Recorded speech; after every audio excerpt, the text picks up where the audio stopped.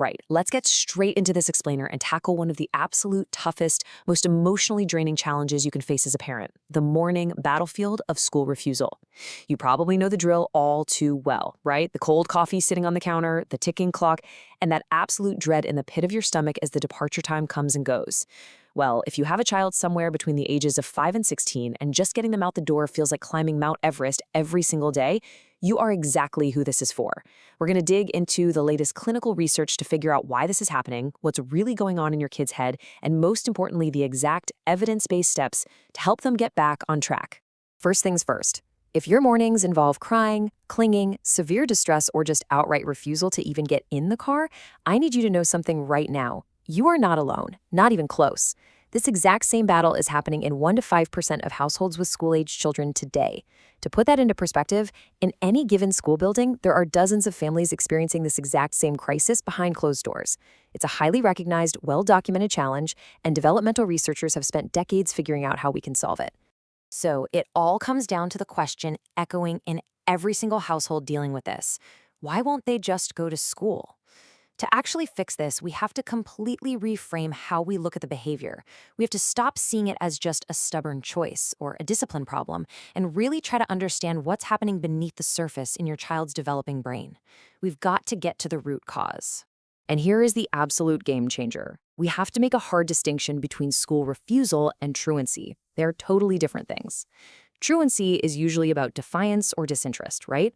There's a lack of anxiety, and kids are often just trying to hide the fact that they skipped class from their parents. But school refusal, that is entirely an anxiety-driven avoidance behavior. It is fueled by overwhelming, debilitating fear. Your kid isn't trying to be difficult. Their brain is genuinely detecting school as a massive threat, and they are literally doing everything in their power to avoid that threat. And I know what you might be thinking. You might be wondering, are they just faking it to get out of a math test? Because the physical symptoms can appear so suddenly. But listen, the physical toll of this fear is incredibly real. Your child's body is physically reacting to the threat of school with genuine somatic symptoms. Severe stomach aches, nausea, dizziness, headaches. This is the body's actual fight or flight response kicking in. The neuroscience of fear tells us their amygdala, which is essentially the brain's alarm system, is sounding the alarm. This is exactly why these physical symptoms magically disappear on a Saturday morning, only to violently return on Sunday night when the threat of Monday becomes real again. So, we know that behavior is communication. By avoiding school, your child is desperately trying to solve a problem. The researcher Christopher Kearney actually breaks this anxiety down into 4 distinct functions, and this clinical framing is amazing because it shows us exactly what your child is trying to achieve by staying home. Almost every single case of school refusal falls pretty cleanly into one of these 4 profiles. Let's break these down so you can see where your child might fit. First up, avoiding stimuli. This often looks like a panicked 5-year-old who is absolutely terrified of a loud, unpredictable classroom or the overwhelming sensory chaos of the school bus. Second, escaping social evaluation. Now this one really peaks in that 10 to 12 preteen range. For them, the fear of peer judgment, maybe bullying, or even just bombing a public presentation is totally crushing.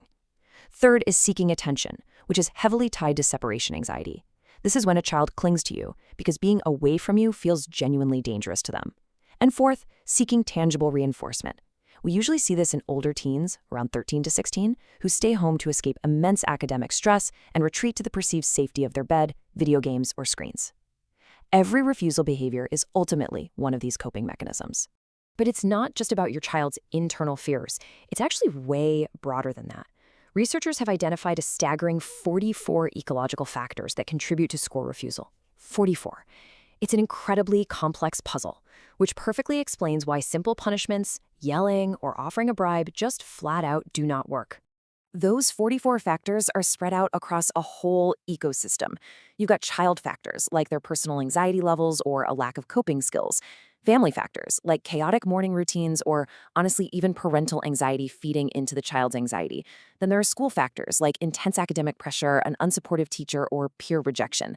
Plus community factors, like neighborhood safety and local support. It's a tangled web. And I really want you to absorb this. Zooming out to look at this whole ecosystem takes the blame entirely off you and your child. You are dealing with a systemic issue, and to solve it, we have to treat the whole system. Because the causes are so beautifully diverse, the clinical research is absolutely crystal clear on what you need to do next. You absolutely cannot treat school refusal without a functional assessment first. A functional assessment is a professional evaluation to diagnose exactly why your specific child is avoiding school. I mean, are they escaping social evaluation, or are they avoiding a sensory nightmare? You have to pinpoint the exact function before you can even think about the fix. If you try to treat a social fear like it's separation anxiety, the intervention is just going to fail. But here is where we find some incredible hope. Once that right function is identified through the assessment, the gold standard treatment, which is cognitive behavioral therapy, or CBT, achieves a massive 60 to 80% success rate in returning kids to school. It is incredibly effective because it targets the specific thoughts and feelings driving the fear, and then slowly, compassionately changes the behavior. Make no mistake, this is a highly treatable condition. So how does CBT actually work here? Well, the core engine of this approach is something called graduated exposure. We don't just shove a terrified kid back into a full 8-hour day of panic. Actually, scratch that. Doing that usually backfires and just increases the trauma. Instead, we systematically reintroduce them to the school environment step by cautious step. Step 1 might literally just be driving to the school parking lot, sitting there for 5 minutes, and then going home. That's it. Step 2 might be walking into the building after hours to sit in an empty classroom. Step 3, maybe attending just one preferred class, like art or gym. You are incrementally building their bravery muscle until they can handle full attendance. Now, for you as parents, your daily response is make or break for this to work. Let's run through the do's and don'ts. Do validate their genuine fear. Look them in the eye and say, I know your body feels really scared right now, but we are going to get through this together. Do work closely with the school to set up accommodations.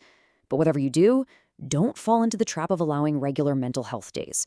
I know giving them a day off feels compassionate in the moment, but regular avoidance heavily reinforces that anxiety cycle in their brain.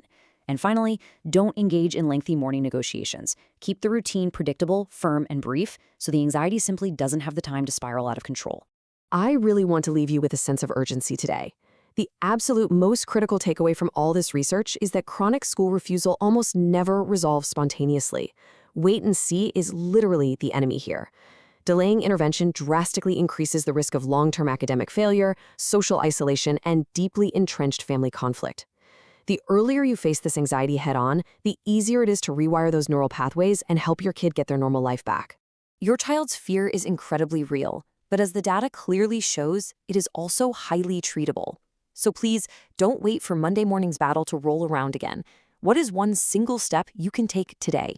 Who can you call right now to kick off that functional assessment? Think about that, take some action, and we'll see you in the next explainer.